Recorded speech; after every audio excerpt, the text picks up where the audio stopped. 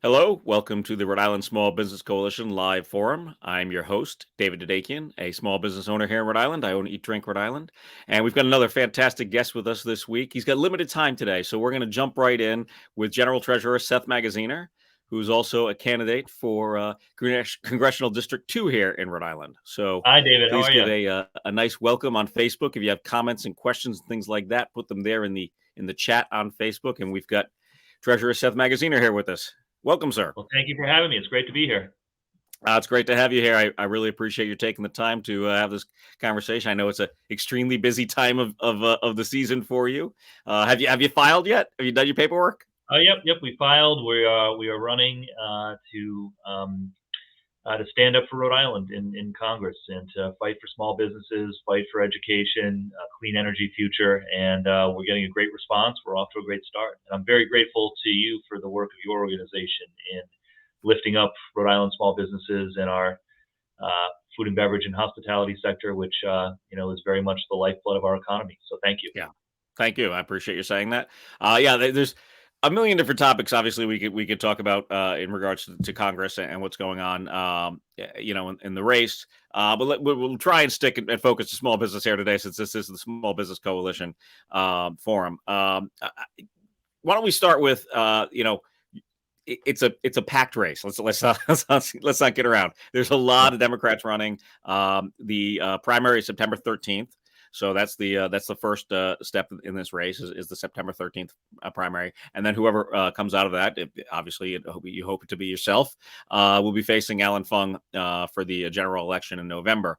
Tell us a bit, where you are right now. How are you feeling? There was the big Boston Globe poll this week that came out, which is, again, I think in this particular race is a little still kind of, I don't want to say deceiving, because it's a good poll, but kind of up in the air because there's so many people in the race.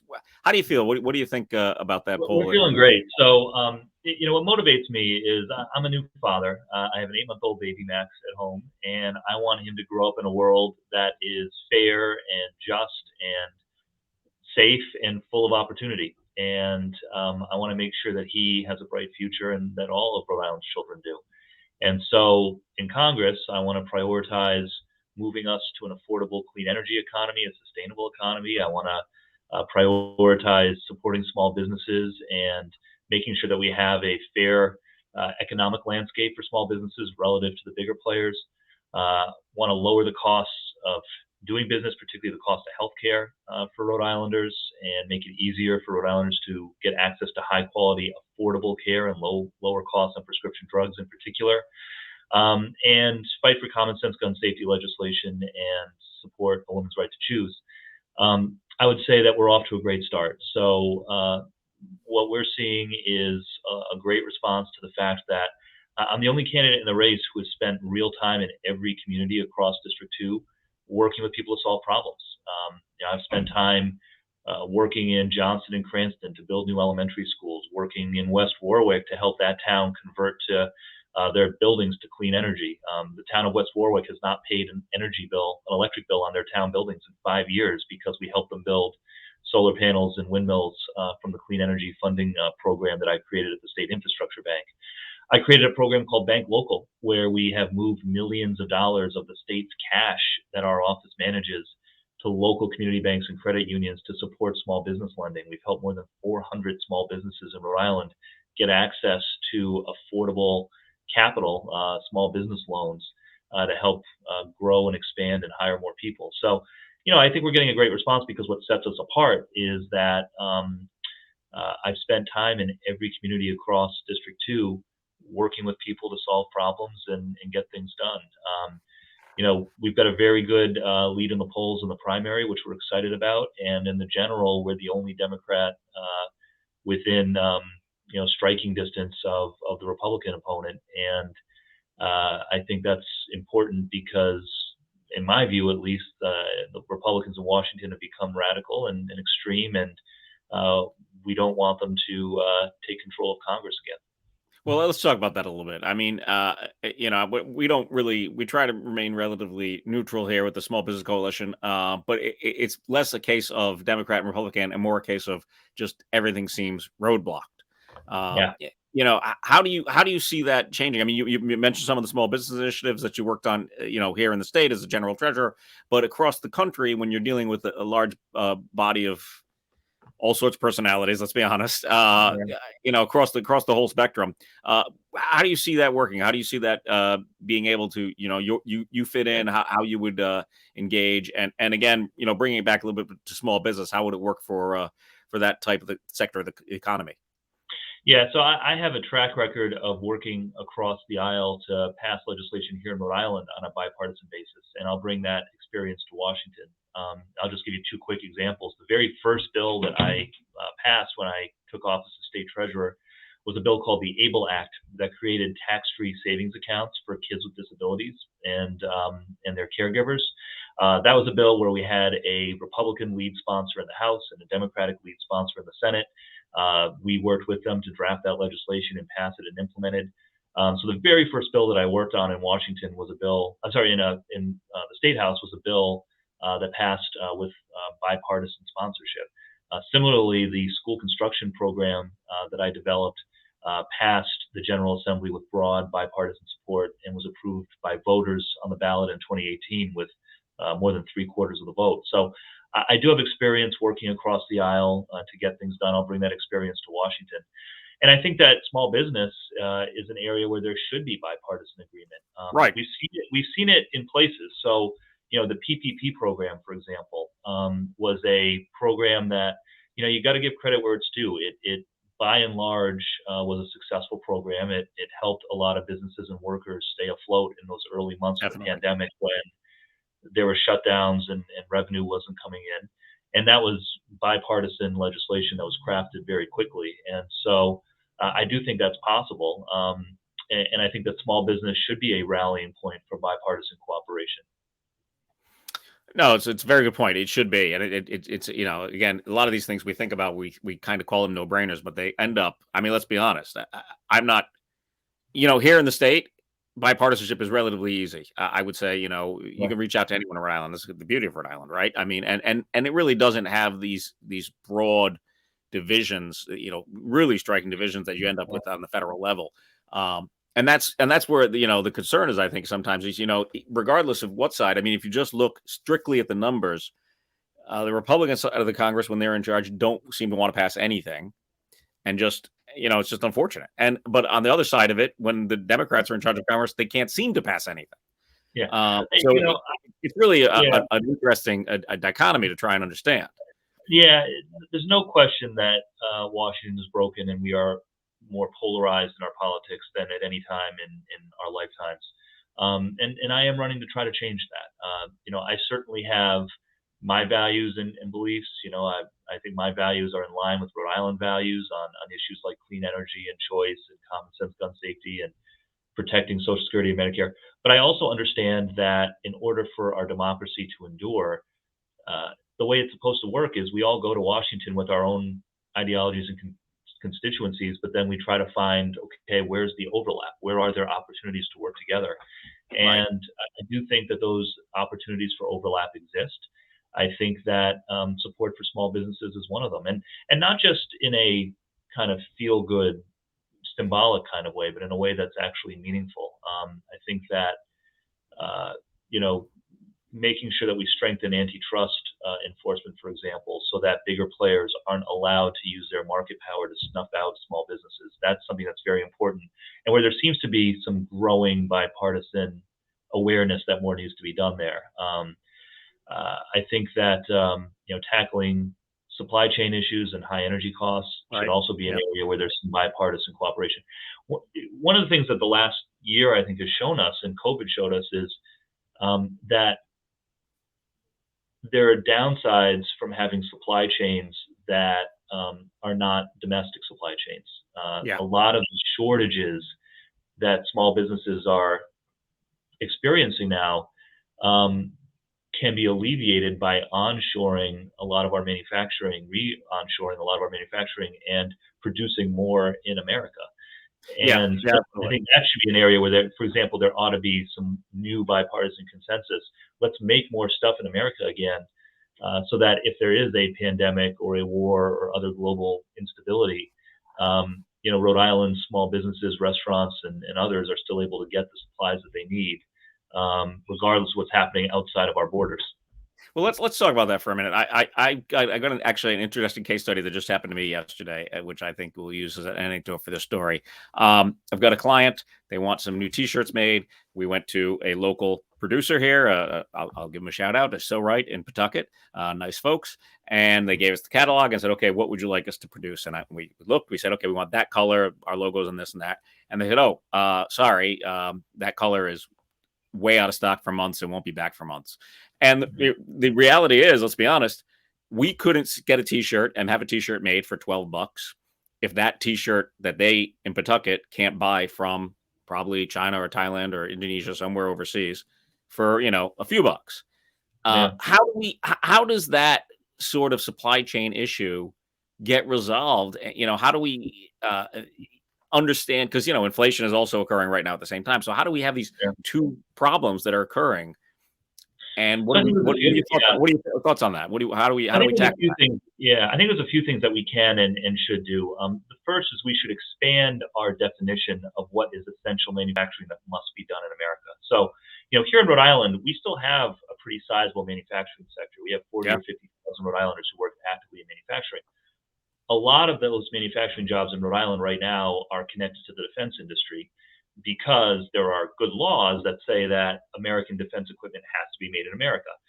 But that makes sense, but why don't we have similar requirements for medical equipment, for example? PPE, these other types of essential things that we need in a crisis, that right now are being made overseas and putting America at risk. So, whether it's PPE, medical equipment, um, you know, s- semiconductors and microchips that go into critical hardware. I think we need to look at putting in legal requirements similar to what we have in the defense industry for more of that to be made in America.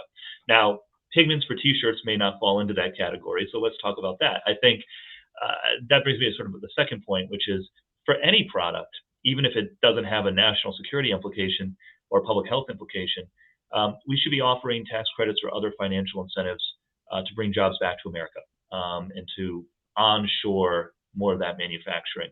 I think that's the kind of thing that there ought to be some bipartisan cooperation around. And then finally on energy costs, you know, there are a lot of factors at play there. I do think that higher energy costs are driving a lot of the inflation that we're seeing in other sectors of the economy. yeah, I've been in favor for months now of suspending the federal gas tax. I think it's only one part of the solution, but I do think we should do it. Continue to tap into the Strategic Petroleum Reserve, but also most importantly, this just underscores the need to speed our transition to an affordable clean energy economy, so that we are not beholden on the Vladimir Putin's and Saudi Arabia's and you know Venezuela's of the world for our energy right. supply. Yeah. It's absolutely essential and will be more affordable for Rhode Islanders and Americans if we can complete that transition. Yeah, and also as we've discussed here previous on the show with other guests, a lot of those types of jobs are engaging the small business community. Yeah, Installing solar panels, selling energy friendly equipment, things of that nature can be part of the small business community. Housing, we've discussed many times here on the show. Obviously is a big broad issue, but generally a lot of housing contractors are small businesses. yeah, Things of that nature. So there are ways to absolutely. yeah, to support And, that. and I'll just note, I mean, for example, and so all of that is true. It can absolutely support local small business, this transition to a clean energy economy, and also make energy more affordable for small businesses. Yeah. The latest procurement for offshore wind for the Revolution Wind project that's about to start was at a price that was lower than the market rate of electricity 3 years ago before prices began to spike. So uh, clean energy, particularly in Rhode Island, can be and will be more affordable than shipping in fossil fuels from around the world. Well, one would hope. Yeah, absolutely. That would make sense. So then, but okay. So the other piece of the puzzle, as I mentioned, is the inflation. Let's be honest. Yeah, We're never going to have the healthcare system that it works quite well in in other parts of the world where it's little to no costs for employers, which is a huge burden on small businesses here in Rhode Island. Yeah. I say never, but hopefully that's not the case. Hopefully one day that does change. But either way, it's a huge cost for small businesses. We obviously have higher cost of living here than in other parts of the world, and so employees need to be paid more. So some of these things, I know we've had this discussion over the years. Manufacturing, bring manufacturing back, and how do we do that? Some of it just can't come back. I mean, let's be honest, because with the costs of things the way they are here, and because we live a good life here, no one's critical of the life that we're living here. It's just the reality. You can't lower some of those costs. So how do you start combating what we're all seeing is very painful inflation? Yeah, so it's some of what I just mentioned, right? So I do believe we should suspend the federal gas tax. We should utilize the Strategic Petroleum Reserve. In the short run, we should do things to help lower the cost of energy. And then in the longer run, although not too long, we've got to speed this transition to a clean energy economy, which will be more affordable for people. Similarly, I do think that some onshoring of manufacturing and shortening some of our supply chains will help lower costs. I think stricter antitrust enforcement will help as well. Part of why costs have gone up is because a lot of industries have become so consolidated that there's just a few big companies left that have a lot of market power to raise prices, and stronger antitrust enforcement will help with that. And on healthcare, as you mentioned, there's a lot of things that we could do to lower the cost of healthcare. Number one on my list is allowing the federal government, Medicare and Medicaid, to negotiate prices with the drug companies. Right now, the VA has the authority to negotiate with the drug companies to lower the cost of drugs for veterans, and it works pretty well. But Medicare and Medicaid, which in Rhode Island, nearly half of Rhode Islanders get their health insurance from one of those programs, doesn't have the authority to do that. The federal government should be able to negotiate lower drug prices for everyone, regardless of what type of insurance they have, which would help not only consumers, but their employers as well. That's an excellent point about healthcare. Yeah. Okay. You mentioned the PPP program earlier, something that obviously was very successful for many Yeah. people. Let's look at that from a different perspective. That came along, and other things also as well during the pandemic. Obviously, child tax credits and things of that nature, all of which were very helpful to small business owners because they were able to take advantage of those credits to take care of their children when they had to be home from school, for distance learning. Those were all meant to help and alleviate a big problem, the pandemic. Do you think there's some other way that we can help and alleviate a big problem like inflation with some type of system like that to help small businesses? I mean, I'm not saying like just hand out, checks because Yeah. everything's going up in price, but what are we looking at that Congress can do that perhaps helps out businesses, not just small business, but even the average, larger size Yeah. business So, with so these all things? of these things, all of these things play a role. Suspending the gas tax plays a role. Negotiating with the drug companies plays a role. Onshoring manufacturing plays a role. Another one that I would highlight is um, support for childcare and universal pre-K. We have a labor shortage. You hear it in every sector of the economy Right. right now. By better supporting childcare and pre-K, which the federal government can and should do, it'll free up more parents to re-enter the workforce and help address some of the labor shortages that we're seeing across the economy. In addition to being good for kids, by the way. Right. And Yeah. so that's something that I certainly want to prioritize as well. That I think would be a big help to small businesses, particularly in the food and beverage and hospitality industries. If we can make childcare more affordable for families, it will help families not only by making it easier for them to afford that care for their kids, but also making it easier for more parents to go back to work, take on more shifts, do more things that otherwise they wouldn't be able to do. That's a good point. I mean, the labor market it's bizarre right now. I mean, really, it is so strange to see what is going on right now. I mean, obviously, it's a good number to see the unemployment number so low, but it is shocking the number of people I talk to almost on a daily basis that can't find employees. So they have to actually close the store some days or close the restaurant, certain hours. It Yeah. really is a very strange situation. We have to make it easier for people to go back to work. And Yeah. so expanding access to childcare is one way. Expanding the earned income tax credit is another. That's one of my the earned income tax credit is one of my favorite policy interventions because it's basically a raise for workers that employers do not have to pay for. Right. And so expanding the EITC, I think, could help make it easier to attract people back into the workforce. There are absolutely things that Congress can do to make it easier for small businesses to get through this moment in time that we're living through. That's a good one. I'm glad you brought that one up. Not something I thought of. That's kind of what I'm driving at is what can we do? What can our Congress do to help these small businesses without anything coming out of the small businesses? So that EITC one is an interesting one. Good luck with something like that. I think if you make it there. Ben, do we have any questions on Facebook for the treasurer? No questions at the moment. Sorry, Ben, couldn't hear you there. No questions at the moment. No, looks like we're live. We don't have any questions at the moment. As always, you can if you're coming to this late and you haven't had a chance to watch it all, you can after we end the show, it'll be archived on Facebook for you to watch the entire thing. Seth, I want to keep you. I know you were short on time today, so I think do we have any more time with you, or do you got to get going? I have a couple more minutes. All right, so great. Let's talk about the campaign of the race itself. I think it's a fascinating thing. A lot of folks out there don't really understand the politics side of it sometimes, and you certainly have been a seasoned politician, part of the the government, working for many years now as a treasurer. And I think I have to say, it's an unsung role, but I think we've seen some nice progress in the treasury for the last few years. How do you feel that background that you've had is really what drives people understanding what it is to do what the treasury does?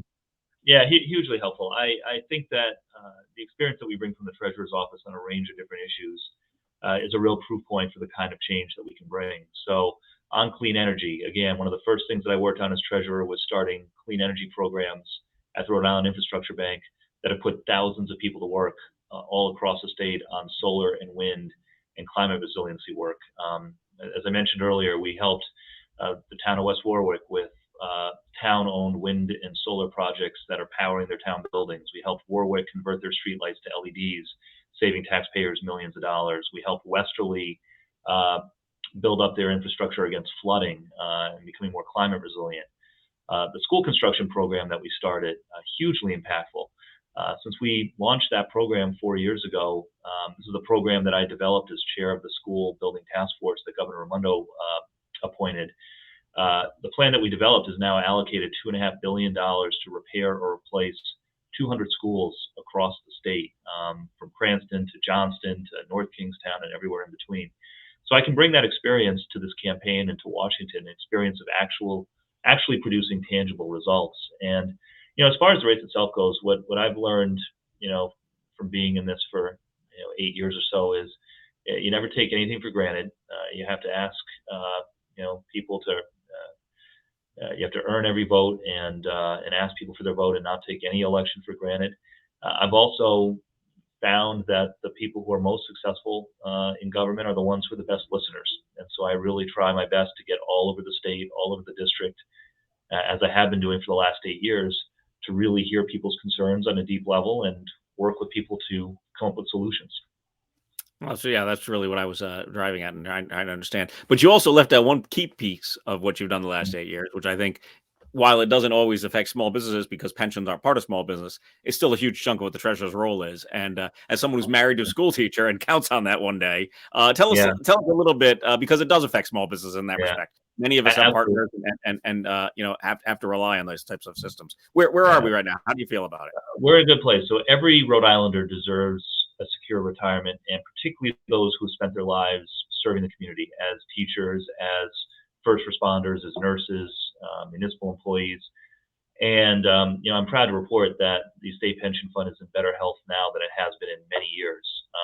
We launched several years ago what we call the Back to Basics investment strategy for the pension fund, where we got out of a lot of the high fee investments that we had been in before that were costing a lot but not producing results. And we've come a long way. We ended 2021 at an all-time high. And not only that, we've outperformed most other pension funds around the country pretty consistently over the last few years. We outperformed more than 85% of public pension funds nationally last year. We are tracking at outperforming more than 90% of public pension funds this year. And so we've come a long way. The health of the pension system is stronger now than it has been in a long time. We are getting closer and closer to that magic level of being a well-funded pension plan for the first time in decades.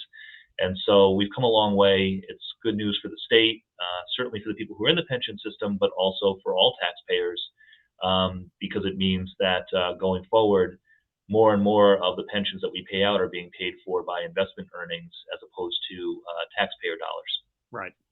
Yeah, that's key. That's the key. And obviously it's just a prediction. I can't put you on the spot, so we won't hold you to anything. But how do you feel going forward if we do get into the R word or anything like that? What's your feeling with the system? Oh, if we go into a recession, you mean? Yeah. Yeah, very confident. One of the things that we did is, as part of Back to Basics, we put a portion of the pension fund into something that we call the crisis protection strategy, which is made up entirely of investments that typically go up when everything else is going down. And that helps offset losses if there is a bad economy. It's been tested once before, which was in early 2020 when the pandemic first came and the stock market went down by 20-odd%. The crisis protection strategy actually gained hundreds of millions of dollars and helped offset our losses during that period. So, we're getting a little in the weeds here, but the bottom line is the pension fund is very well diversified. It's in a healthier place today than it has been in decades.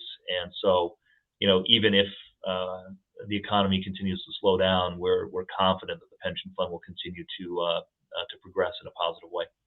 Well, that's good to hear. Thank you. Yeah, I know. I know we're a little into the weeds there, but a lot of our members do follow this stuff pretty closely. So I wanted to give them an update on where you feel we are. I think we're just about out of time here for you. I really appreciate you taking the time today. I thought this was a great conversation. Any final thoughts? No, I'll just thank you, your organization, for everything that you do. Thank you for the invitation here today. Rhode Island, because we're a small state, that means small business is an especially big deal. And I've always worked hard to promote and serve small business as well as state treasurer through the Bank Local program and our other initiatives. And if I am fortunate enough to represent Rhode Island in Congress, I will do the same from there. And I look forward to continuing the conversation and the collaboration. So thank you all very much. You're welcome. Thank you for your time. I really appreciate it. Good luck with the race. Thank you again to our guest, General Treasurer Seth Magaziner. Thank you. Take care. So that was our show this week. Thanks for watching. I thought that was a great conversation. We appreciate the treasurer taking his time to get on here, as I mentioned, and obviously the race is getting into the busy mode now for the next couple of months. So keep an eye on that. We've got other candidates coming up soon. We've got another candidate for Congressional District 2, Joy Fox, joining us in a couple of weeks. We've got Ashley Kalis, who's running for governor, coming up.